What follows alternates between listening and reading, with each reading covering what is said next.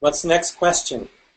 Well, how about this, Kerry? What he'd love to know, the doctor would love to know what type of lines of products you use and keep around your office. Is that a good Ah, time for this question?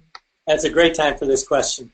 You know, this is a question that's often asked. In fact, we put in the back of the QA book, a page 31 and 32 of the appendix, a build your own test kit page.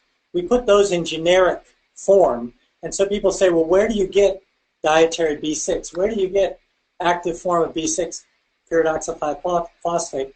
Where do you get 5-MTHF? Where do you get folic acid in its dietary form? Well, they're from various companies.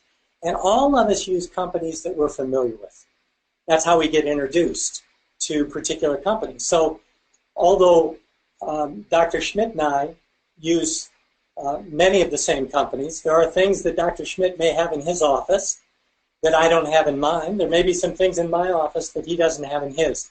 But what we're going to do, and this is the first time this has ever been done, I'm going to take you for a little tour.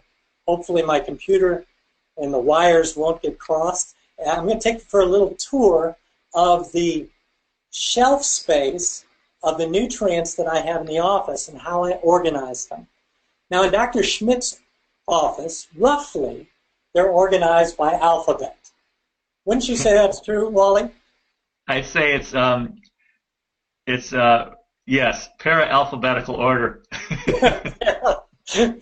And so all of the nutrients and the various companies under that might have a vitamin A would all be in the same place. And that's Right. very efficient for Dr. Schmitt. I've done it a different way. I put the company's products mostly all in the same place and have each company represented by a different shelf or multiple shelves. So I'm going to show that to you. Hopefully we'll be able to do this. And as you see these two shelves here, these are mostly, can you see them, Wally? I'm trying to see here. Yes, These I are can see them. mostly Yes, that's good. Yes. These are mostly biotics products, and they're arranged in alphabetical order, except when you see down here on these last two shelves, and you see a few products, I think we're at the last two shelves, that are not biotics products. And then I move over here, and on this shelf, I have testing products. I have homeopathics that used to be produced by metabolics for aluminum and arsenic and copper and lead and mercury, and I have estrogen and follicle stimulating hormone and histamine and insulin.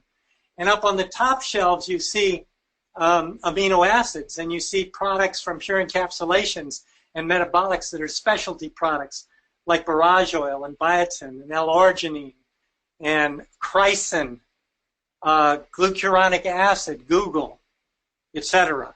And then down at the bottom, hopefully I'm showing this properly, you'll see the test kit that you all, I'm certain, have already ordered that will help you with session 2, as well as the bleach sniff test and ammonia and so on, aspirin, acetaminophen, ibuprofen, and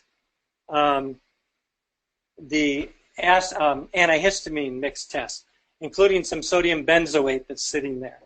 And then if I go over here, I have another shelf with thorn products on it, and then below that, various kinds of offenders put in little bottles. You know, people say, well, where do you get the corn? I said, well, you go out and get some cornmeal, and you get it from an organic source if you can.